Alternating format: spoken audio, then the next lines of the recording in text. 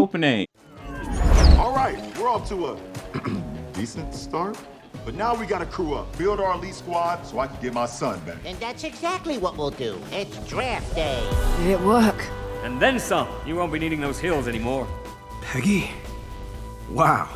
I'd call this an absolute success.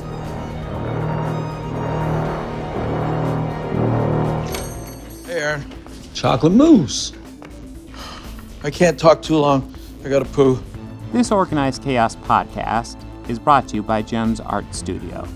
JEMS Art Studio is an online store that allows access to prints that you can use for most anything, obviously as just a picture, or as a wallpaper, or as a bookmark, or anything you can think of.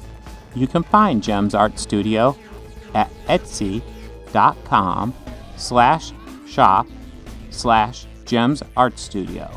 This podcast is also brought to you by listeners like you. Thank you.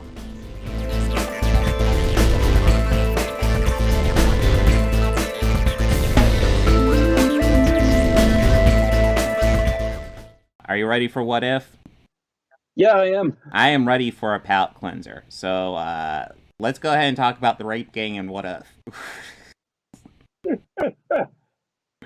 So, Marvel's new series, What If? It proposes, it's pretty much, I guess, like the best way that I wrote down is like this show, the whole plot or I guess synopsis of this is the stuff that lunchroom conversations in high school and middle school were made of.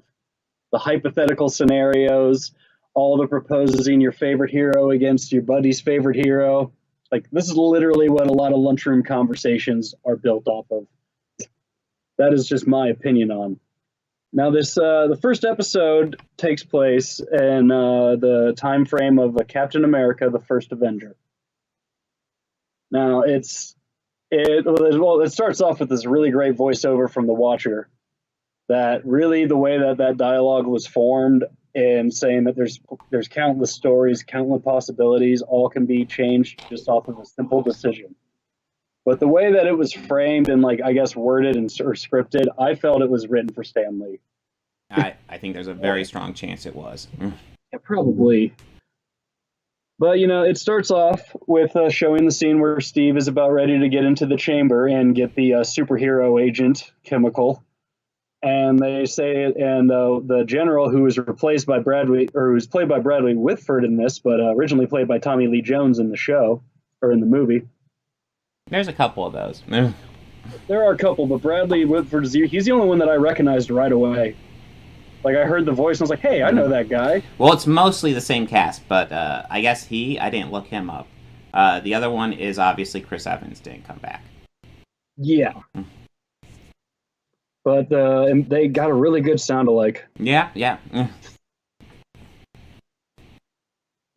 But, yes, anyways, there was the explosion. Yeah, the scene of the explosion where the Hydra agent, and Hail Hydra, he set the bomb off in the test room. But instead of this time, everything goes differently because Peggy was in the room at the time. She tries to prevent it. She ends up killing the assassin there, but he still does kill the doctor and shoots Steve.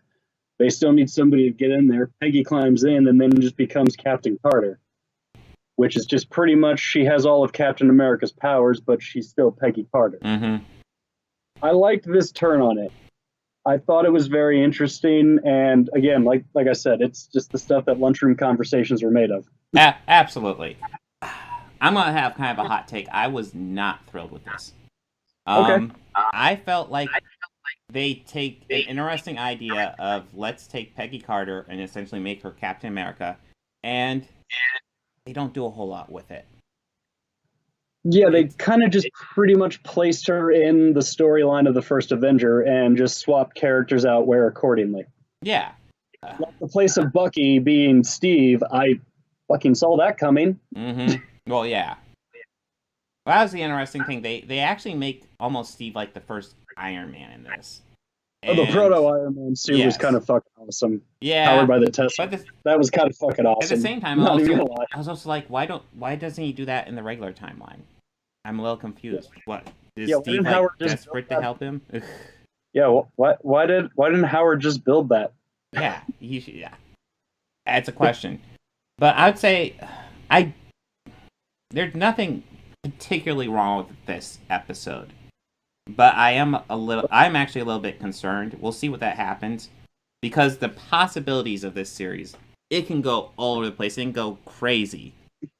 And I actually do think it's interesting to place this series now, because it almost feels like a stealth Loki spinoff. Because that was all about, now there's multiverses. Here's some multiverses. And I like that. Yeah, and I really feel that this is just more world building towards the multiverse. Yes. Yeah, definitely. And I mean, they're doing a lot of the legwork here. I mean, there's a lot of stuff that they did in this that I thought was a really great take, very interesting take on it. Mm-hmm. But, I mean, poor Steve. At the end of it, poor Steve Rogers. Yeah, well, that's the thing. It's a lot like Captain America: The First Avenger, and essentially it swaps out Peggy with Steve, and that's kind of what it does. There's not a whole lot in there. I actually thought they would even go so far as to have Steve be like experimented on by Zola. I guess we don't know if that actually happens, but because she did rescue him rather quickly. Yes. Or if like Zola put some sort of programming into the suit. Possibly, but yeah, it's not explored. That's not explored. That's the thing. This is kind of set up as its own reality, and then it ends. I don't know if we get any follow up on that. I would be surprised. Usually, in What If you don't. Yeah. But it doesn't really do anything with it. You get a lot of the returning cast. Even at the end, we got Samuel L. Jackson and Jeremy Renner for very, very bit roles in this. Well, I mean, I'm sure Disney had Jeremy Renner on site that they could just throw him in a booth and say, "Hey, read that." Mm-hmm. Well, that's why they do this animated, so they can do a lot of that. Yeah, and that's just a lot easier way to progress story and get it further along. I think and I don't want this series to just be, hey, let's switch around places, like switch around one character.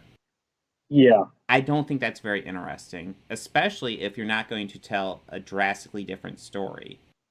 Like, essentially, this is just the first Avenger with Peggy Carter. And they do some interesting things, like there's a huge tentacle monster in this that they couldn't do in the movie, because holy shit. Yeah, but I mean, that would have also made the first Avenger a fucking great movie, too. Well, yeah. But also, I could also still see Steve diving in there, firing a pistol as he's jumping in. Oh yeah, in a heartbeat. Yeah. But I guess for me, it's nothing wrong with this. It's a remake of the first Avenger with Peggy Carter in the lead, and that doesn't thrill me. But I do want to see where they go with this. It might just be they're taking baby steps because they don't want to throw people into the deep end very quickly. But I'm not going to lie, I kind of want to go into the deep end quickly. Yeah, I do too. I'm ready for it. But yes, I guess those are just pretty much my thoughts on it. What thoughts? Do you have any final thoughts?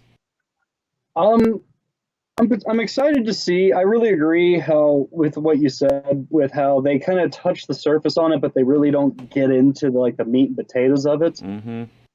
And I feel that could hurt the series in the long run. But if they kind of lean on that formula of swapping characters for others, I could see it also getting really tired quickly. Yes, I don't want to see T'Challa as Star-Lord and then just have it end with he and the Guardians saving the galaxy.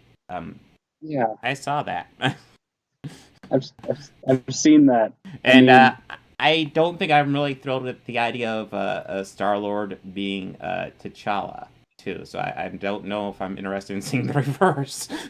Yeah, I mean, and so much of T'Challa's character of who T'Challa is what makes Panther so great. Mm-hmm. And Peter Quill is great in his own right, but they're different characters altogether. They have different motivations, they have different things that drive them. That's an interesting thing. I guess we'll see when we watch. I assume you haven't seen it yet. No, I haven't watched it yet. Yeah, we'll see. I wonder if they do anything for the soundtrack. I imagine probably not, but I mean, you know, they have that Mousewitch money. They probably could. Yeah, they could. Oh, they could for sure. I'm using a microphone.